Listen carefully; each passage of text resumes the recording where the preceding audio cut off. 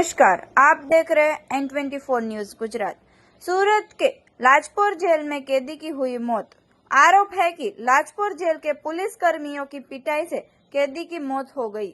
25 साल के महेश भाई वाला की लाजपुर जेल में मौत हो गई।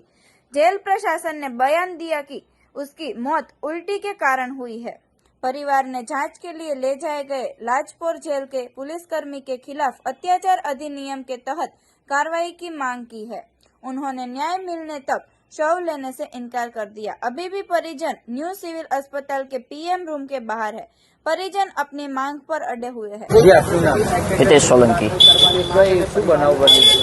बनाव बनवामां प्राथमिक माहिती अमारा पासे जे आई थी ए प्रमाणे अमे अमारा विस्तारमांथी आव्या छीए अने अमे आज जेले लाजपुर जेरे सीसीटीवी कैमरा चेक करवा माटे गयेला त्यारे सीसीटीवी चेक करता भरतवाड़ा जे भरूच पोलीस स्टेशन थी अहींया मूकवामां आवेल त्यारे जे जेल एंट्री करे छे सुरक्षित अने एवुं लागे छे के स्वच्छ है।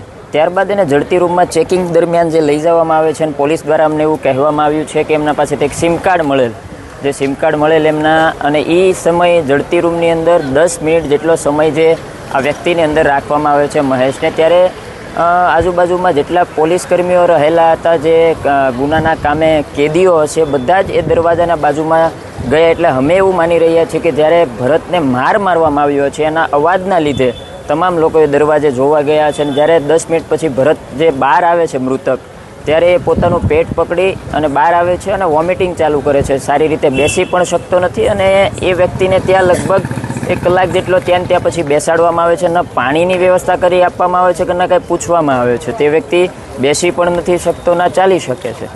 આવી હાલત અમે સીસીટીવી કેમેરામાં જોઈ છે। ત્યાર પછી એને આ પૂરી રાત એ તડપીને કાઢે છે, એ પણ અમે સીસીટીવી જોયા છે। આફ્ટર જે રૂમ કહેવાય એમાં રાખીને બીજા દિવસે સવારમાં એ ચાલીને રસ્તા પર પડી જાય છે અને ત્યાં એ પડી જાય છે, બેસી જાય છે ત્યારે એક કેદી સાયકલ લઈને નીકળે છે અને જોવે છે અને ત્યારબાદ એ સાયકલ સાઈડમાં મૂકી એને સ્ટ્રેચર લઈ અને એને હોસ્પિટલ લઈ જાય છે।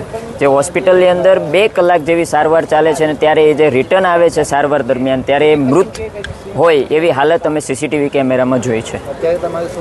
અમારી અત્યારે એક જ માંગ છે કે અમે જે મૃતક છે એની બોડી અહીંયા રહેવા દઈશું જ્યાં સુધી આ જેલની અંદર જે આરોપી છે જેણે એને માર માર્યો છે જે અધિકારીઓ એ અધિકારીઓ સામે એફઆઈઆર નહીં થાય જ્યાં સુધી અને યોગ્ય ન્યાય નહીં મળે ત્યાં સુધી અમે આ બોડી અહીંયાથી લેવાના નથી। देखते रहिए N24 न्यूज गुजरात, सिर्फ हम तक ही नहीं सब तक।